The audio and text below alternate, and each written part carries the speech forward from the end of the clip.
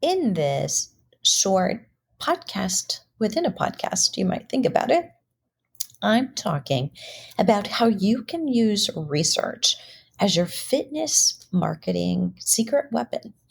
I recently, in fact, very recently, this past weekend, presented for one of our local fitness conferences that was, of course, not local, but virtual.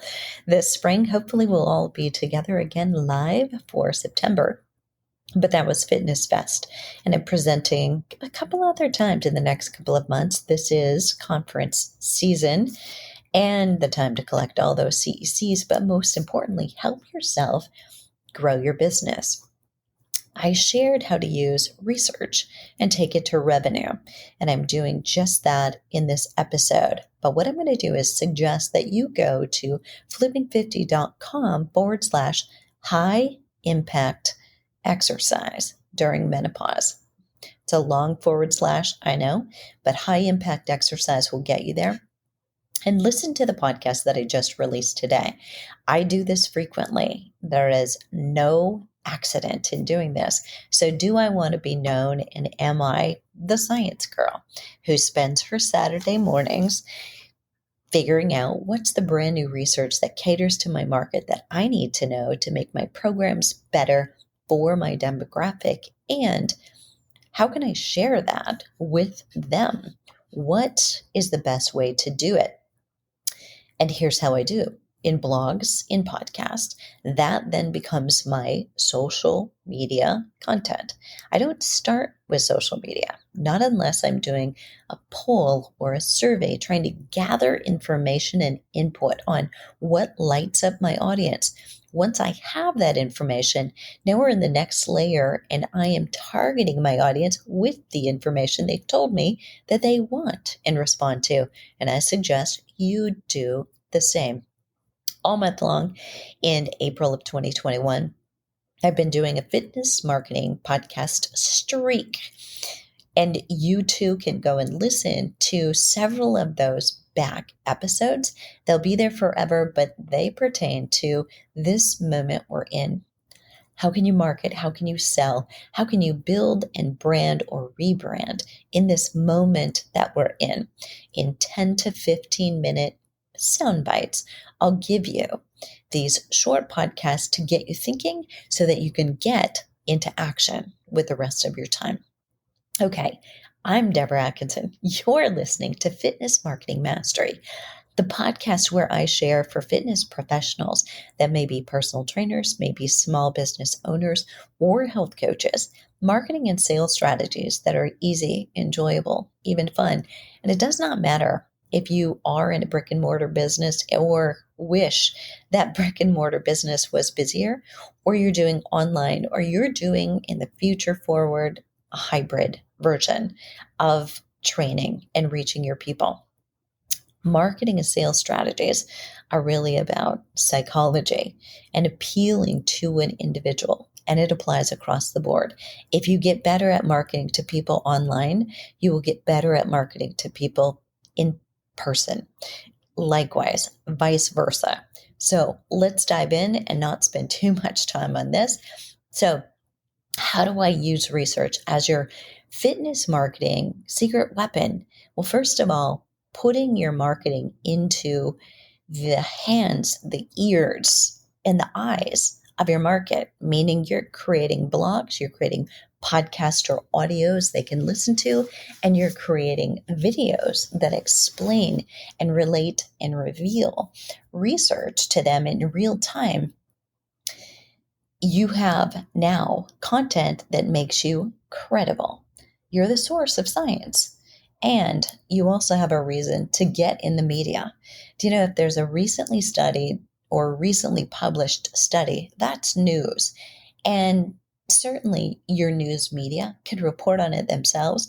But if you contact them and say, here's what I'll do, I'll come in, I'll relay this study and also demonstrate how would you put that into application and change for the better your workout today or your food, depending on what that study is.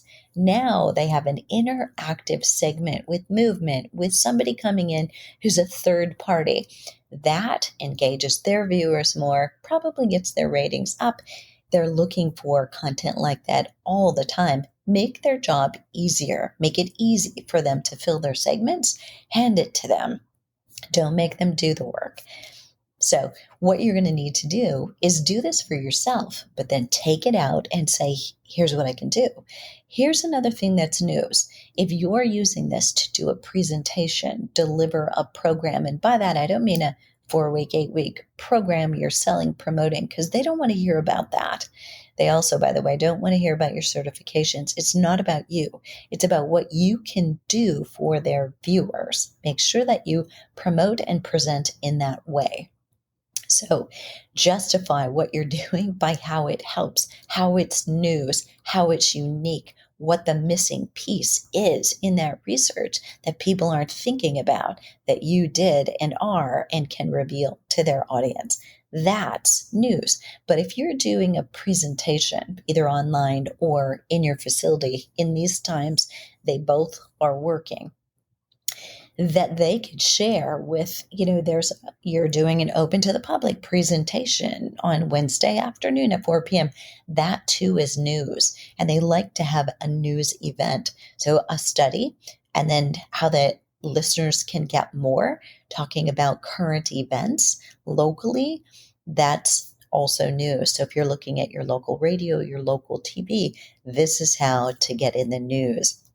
You use research as your fitness marketing secret weapon, because how would it be if the local news, whether it is radio or TV, covered you, the happenings going on for you?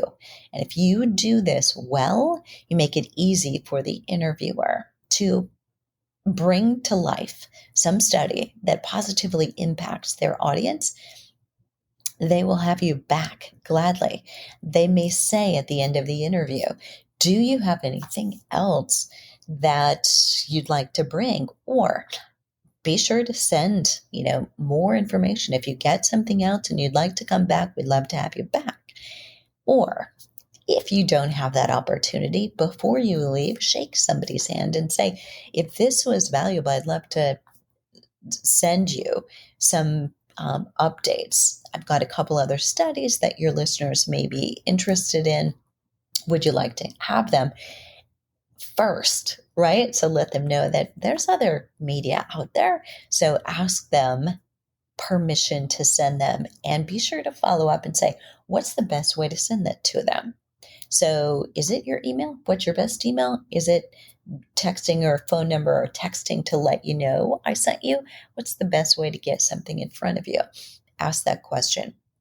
Because those insider things, if you have a relationship with a producer, and sometimes at a small station, the anchor is the producer. They're in charge of their own.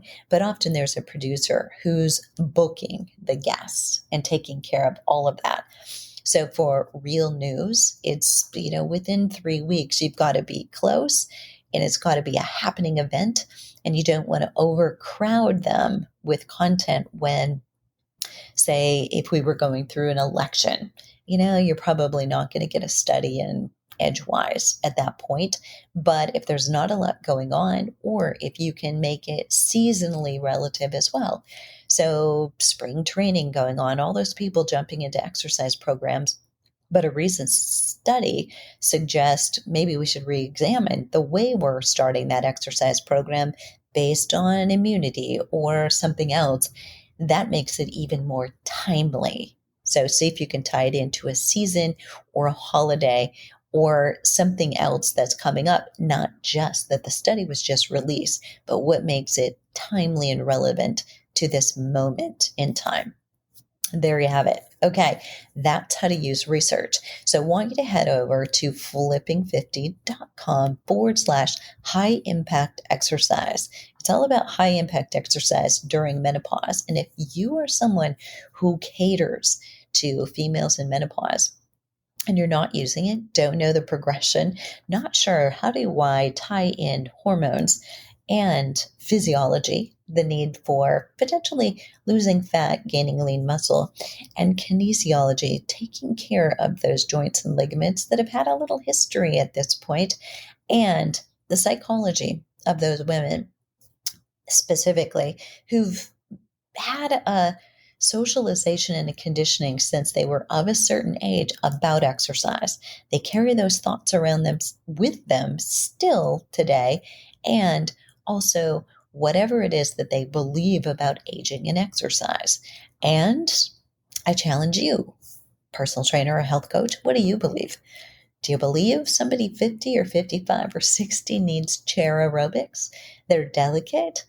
You might want to think again and definitely take a listen to the flipping50.com/high impact exercise podcast today, where I'm talking about studies that are revealing more and more that high intensity, and in this case, high impact exercise, even with subjects who had osteopenia, are showing safe and definitely more effective than other options.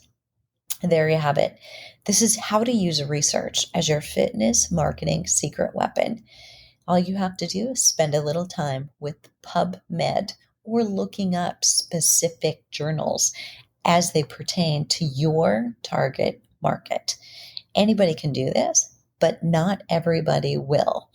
And if you stick with it and you keep reaching out to the media and you keep doing presentations live for your audience, you will win, because not a lot of fitness professionals are willing to do it consistently over time and last long enough without seeing those immediate results to get the results. But you will win by sticking with it. What are you waiting for? The world needs us right now more than ever.